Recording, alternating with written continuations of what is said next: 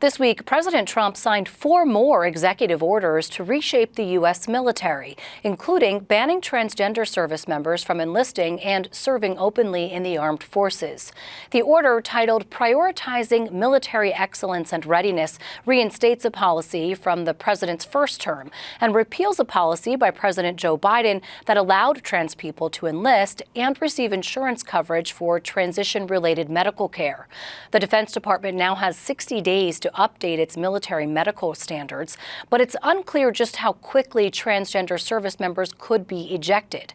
For a deeper look, I'm joined by Jennifer Long, a transgender Army veteran from New Jersey who left the military in 2012 in order to transition. Jennifer, thanks for joining me. Let me just ask you first, what was your reaction to this new executive order? This is a second go around with this, putting back in place a ban. It's a little bit of horror and a grave disappointment of the impact that this has on service members across, the United States, military.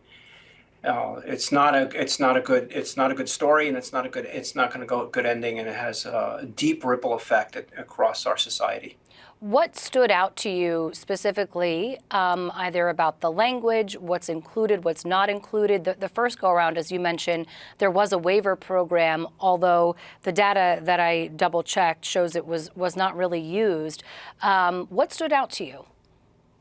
Well, in the original, the order, what he puts in the order, and one of the most interesting pieces, in the piece that's most disturbing, is ordering soldiers to go back to their previous, gender, the birth gender, living conditions, and that of itself is problematic and even cruel to a certain extent to say if I'm male to female, to go back to and live in a male barracks and shower and live under those confines could be traumatic on both sides. It's not not a welcome sight, and for female to male, putting them back into a female barracks situation, it's cruel, and it's something that shouldn't be tolerated.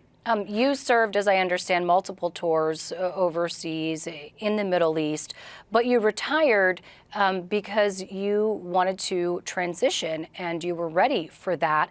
Otherwise, as far as I understand, you say you would have stayed in the military. What do you think is going to happen now? This is a small correction. I was actually asked to leave the military. And, it came out that I was living more or less a double life at the time. And I reached the rank of sergeant major. This was in 2012. And I was unceremoniously asked to leave the service and retire. What do you then think, based off of your experience, is going to happen to service members? Will they be pushed out? Do you believe that they'll leave on their own accord, although they're wanting to serve the country? Well, if you're an enlisted soldier, you're under contract, you can't just up and leave, right? So you have to be discharged. And then what happens in this case is, what's the condition of discharge, right? Is it just, reduction in force, release of force with an honorable discharge, or general, or less than, general with less than honorable? There's different categories. And those categories are very specific, have very specific implications to how the individual will access different VA benefits or veteran benefits. Mm-hmm. And you have to remember that they've done nothing wrong. They've volunteered to serve in the American military. They've raised their right hand and took an oath, and they've served with honor. Now suddenly their service is being discredited and dishonored, and to almost be looked upon as a defect. What's your message then to service members, to trans service members, or those who were potentially eyeing a future in the military? Well, that if you're trans, there's no chance you're going to get into the military in these, in the current administrative environment. They banned you, so you're not going to be able to enlist. And if you're in the service, you're going to be looking for an exit life, because they're going to make the service life, if they don't discharge you, extremely uncomfortable. You can't just simply go back to where you were, and it's not conducive in a lot of areas. And we're talking about a lot of talented individuals. In the American military, there's estimated about 14,000 service members who are identify as transgender across all branches total. in a force that structure that's about 1.3 million. So, through 1.3 million, there's only 14,000 transgender individuals spread across, all the branches. It's not a big impact. It's not a lot of forces. They make it sound like the military's got hundreds of thousands of trans soldiers, and they really don't. It's a very small group. I wonder if I can just get your take also on some of the other changes.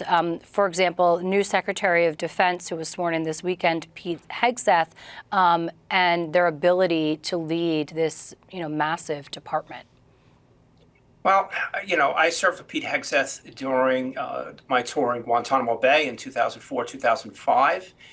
We were shift opposites, so we were both. I was assigned to the position of lieutenant, and he was we worked in the same tour of duty, just at different shifts.